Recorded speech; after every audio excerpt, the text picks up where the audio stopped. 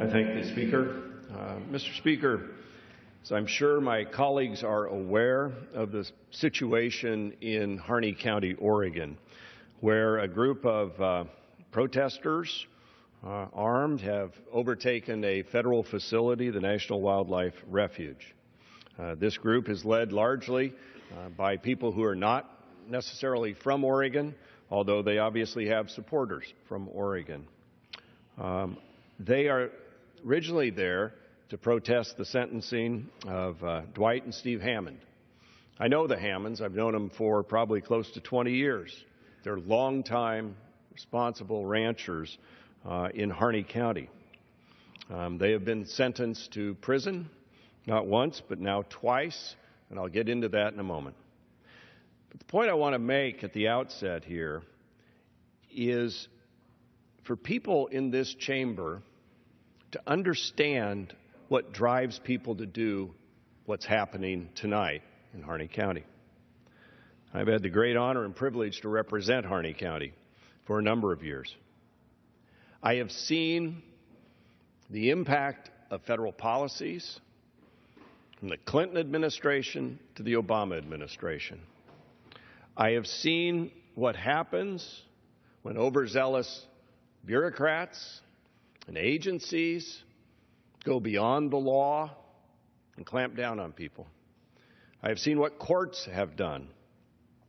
And I have seen the time for Congress to act, and then it has not.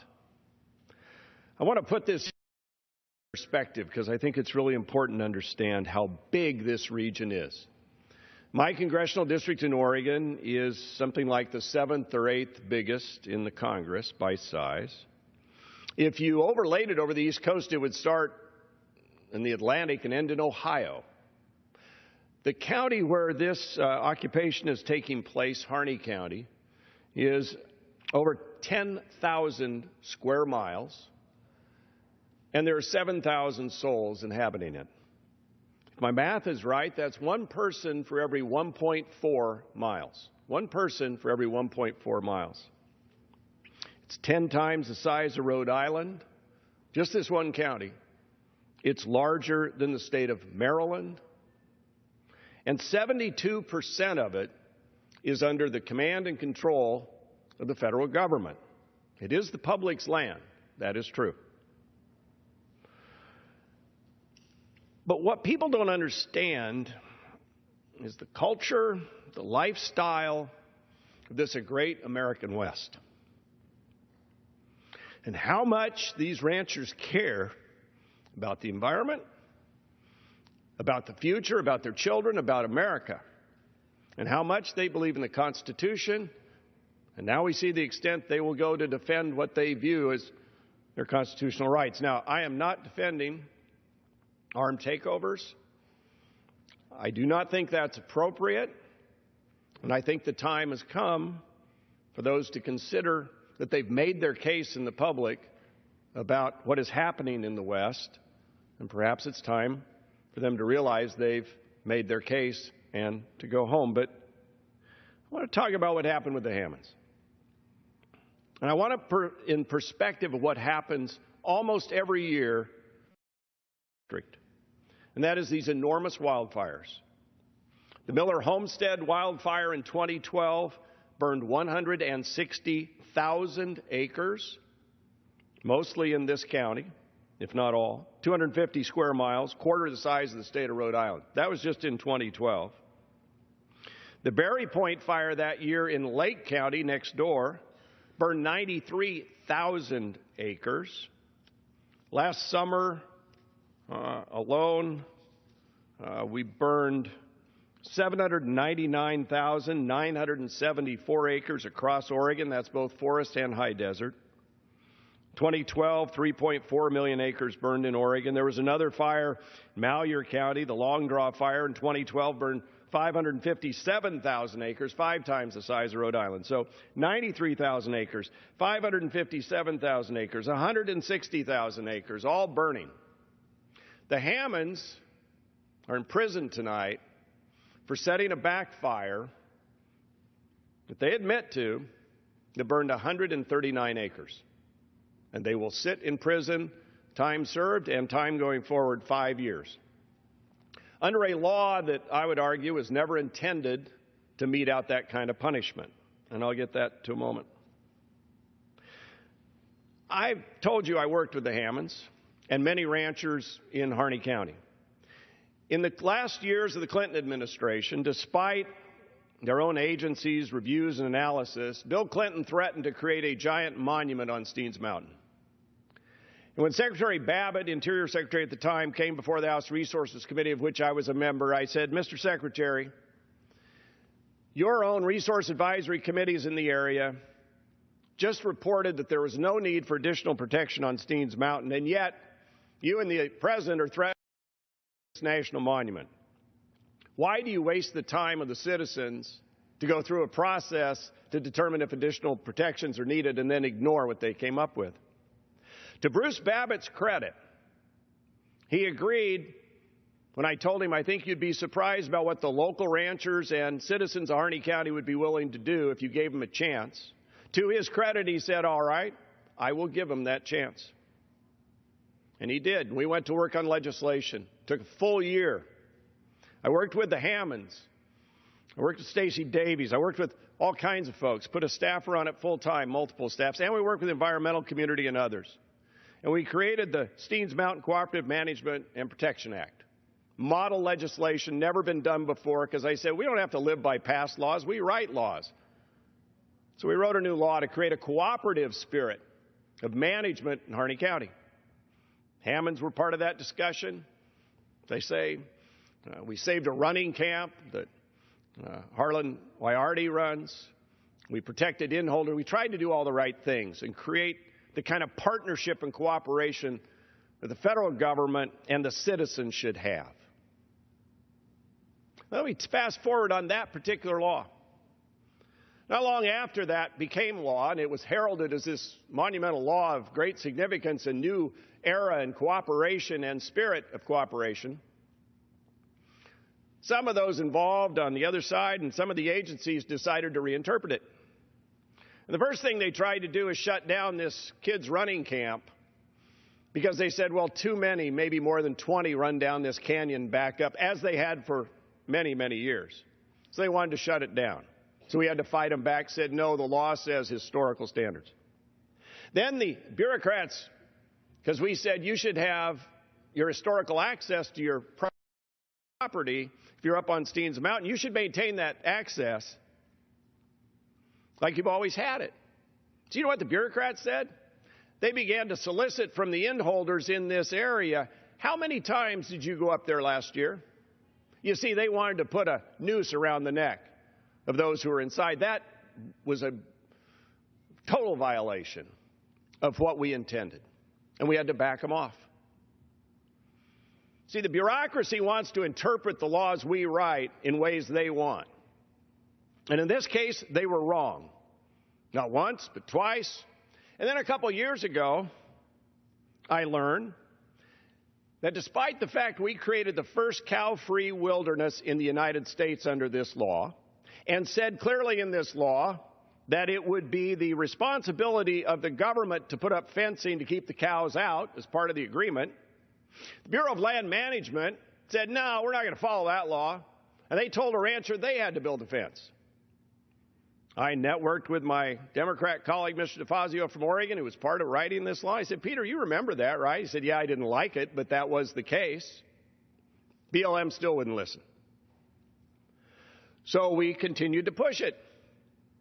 And they argued back. Well, it turns out there had been a second rancher who brought this to my attention, who they were telling had to do the same thing, build the fence, when the government was supposed to, under the law I wrote. The agency, the arrogance of the agency was such that they said, we don't agree with you. Now, there aren't many times, Mr. Speaker, in this job when you can say, I know what the intent of a law was. But in this case, I could because I wrote the law. I knew the intent. Oh, that wasn't good enough. No. The arrogance of these agency people was such that we had to go to the archives and drag out the boxes from 2000 and 2000, 99, 2000, when we wrote this law, from the hearings that had all the records for the hearings and the floor discussion to talk about the intent. And our retired member, George Miller, actually, we used some of his information where he said the government would provide the fencing. They were still reluctant to follow it. So I put language in the appropriations bill that restated the federal law. Do you understand how frustrated I am at this? Can you imagine how the people on the ground feel? Can you imagine? If you're not there, you can't.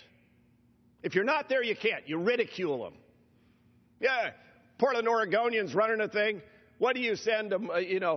Meals for militia. Let's have fun with this. This is not a laughing matter from any consequence. Nobody's going to win out of this thing. This is a government that has gone too far for too long. Now, I'm not condoning this takeover in any way. I want to make that clear. I don't think it's appropriate. There's a right to protest. I think they've gone too far. But I understand and hear their anger. Right now, this administration, secretly, but not so much, is threatening in the next county over, that looks a lot like this one, Malheur County, to force a monument of 2.5 million acres, we believe. I think this is outrageous. It flies in face of the people and the way of life and the public access. There's a company, Keen Shoes. It already has a big marketing campaign. This is about selling shoes, for God's sakes. I call on the president, if he wants to help reduce the tension that's out there, to walk away from this. And if he doesn't want to walk away and say, no, we're not going to do that, to help us bring down this level of frustration and anger, then at least be honest, or his Secretary of Interior needs to be honest with us and tell us they are going to do it. Either they are or they aren't. But all they are is being coy. That feeds into this. It feeds into the anger that I feel. It feeds into the anger out there. So the president should say, I'm not going to do a national monument. I'm not going to add more fuel on this fire in the West. We've fought other issues. More than half of my district is under federal management, or lack thereof. They've come out with these proposals to close roads into the forests. They've ignored public input. They often claim to have all these open meetings and listen to the public, and then, in the case of Wallowa Whitman, the forest supervisor, who was eventually relieved because of this, I believe, completely ignored all the meetings, all the input, all the work of the counties and the local people, and said, forget it, I'm going my own direction. There were 900 people turned out at the National Guard Armory where they had a public hearing, standing room only and beyond, furious. You see, how do you have faith in a government that doesn't ever listen to you? How do you have faith in a government that when elected representatives write a law, those charged with the responsibility of implementing it choose to go the other direction and not do so? That is what's breaking faith between the American people and their government. And that's what has to change. The other thing that has to change is the law under which the Hammonds were sentenced. Now, they probably did some things that weren't legal. I've given you the size of the acreages that burn naturally. I haven't gotten into the discussion about how these fires are often fought and how the federal government frequently will go on private land and set a fire without permission to back burn. That happens all the time. In fact, in the Berry Point fire down in Lake County, they set fire on private timberland as a back burn while the owners of the property were putting out spot fires down in the canyon. I drove down there afterwards. They're darn lucky to have come out alive. There's nobody sentenced under the Terrorism Act there. Oh, heck no. It's the government. They weren't sentenced. Nobody was charged. Oh, it just happened. Now, fires are tough to fight. I have great respect for firefighters. There are always two sides on how these fires get fought, but I can tell you a few years back in Harney County, because I went and held a meeting out there right as the fire was being put out, that the fire crews came in, went on private ground, lit a backfire on private ground behind a fence line that then burned out the farmer's fence, the rancher's fence, and burned all the way over and down into a canyon where there was a wetland, which would have been the natural break to stop the fire from the other side. You see, they never needed to burn that land. These things happen in the course of fighting fire. Doesn't mean they're right, but rare is it that somebody ends up 5 years in prison.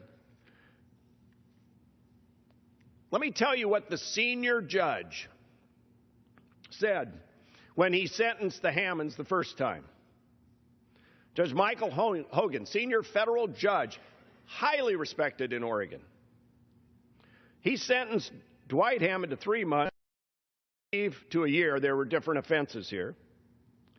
And he said, I am not going to apply the mandatory minimum, and because to me, to do so under the Eighth Amendment would result in a sentence which is grossly disproportionate to the severity of the offenses here. The judge went on to say, and with regard to the Anti-Terrorism and Effective Death Penalty Act of 1996, this sort of conduct would not have been conduct intended under the statute. When you ask, what if you burn sagebrush in the suburbs of Los Angeles and their homes up the ravines, it might apply. Out in the wilderness here, I don't think that's what the Congress intended.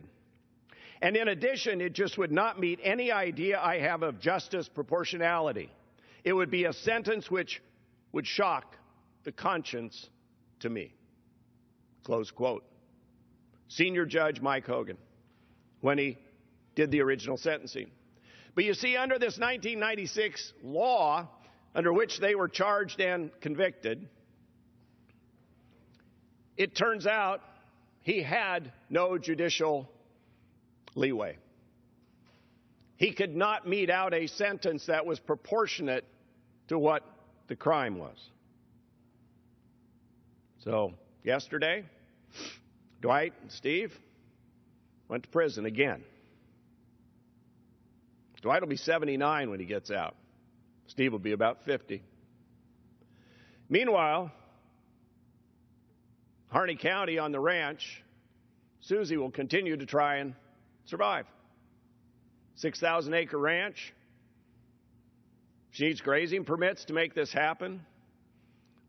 It would be a cruel and unjust act, by the way, if access to those grazing permits that allow them to work were not extended. What possible good could come out of bankrupting a grandmother who's trying to keep a ranch together? Well, her husband sits in prison, her son sits in prison. What possible good? They'll serve their sentences. There's nothing short of clemency that the president only can offer that we can do. But we can change that law, and we should, so that nobody ever is locked in like that is for a situation like this, where a senior judge, literally on his final day on the bench, said this goes too far. Goes too far. They appealed that, by the way, and lost, but I believe the judge was right. We have to listen to the people.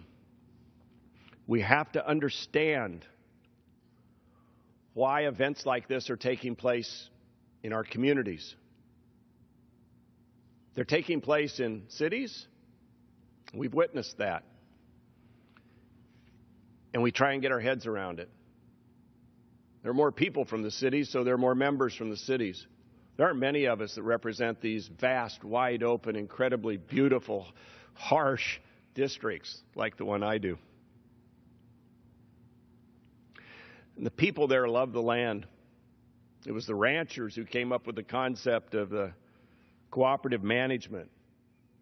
It was the ranchers who love Stevens Mountain and know that for them to survive, they have to take care of the range. They're good people. Their sons and daughters, by a higher proportion, fight in our wars.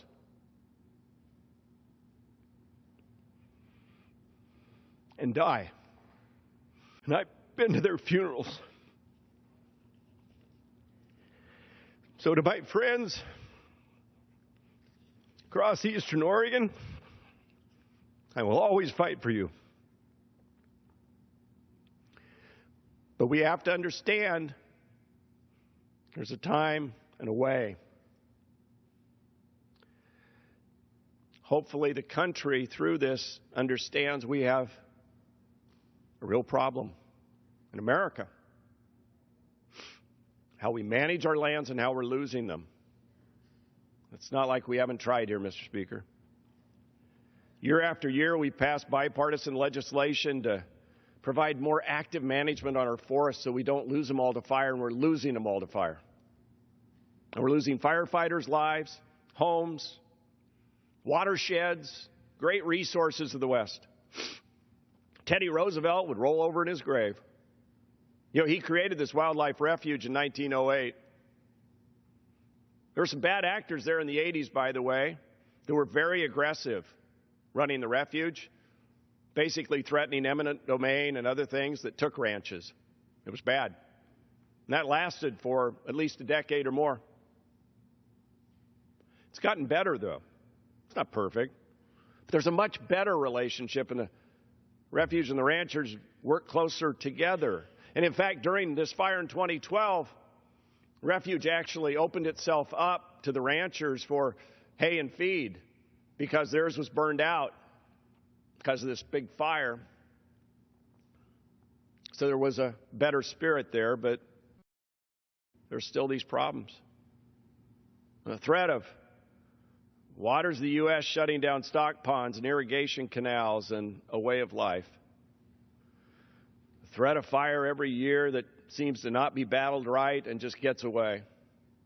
And no one's really held accountable. The continued restriction on the lives of the men and women who, for generations, have worked hard in a tough environment. It's just gone too far. It's hurtful.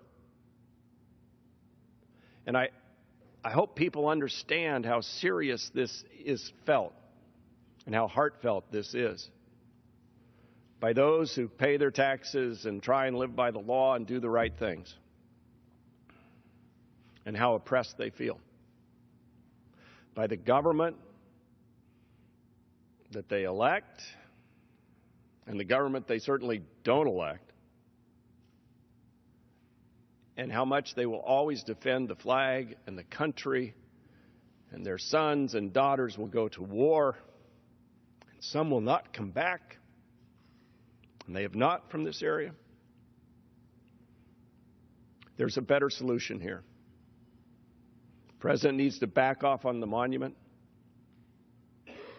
The BLM needs to make sure Susie Hammond isn't pushed into bankruptcy and then her ranch taken by the government and added to those that have been.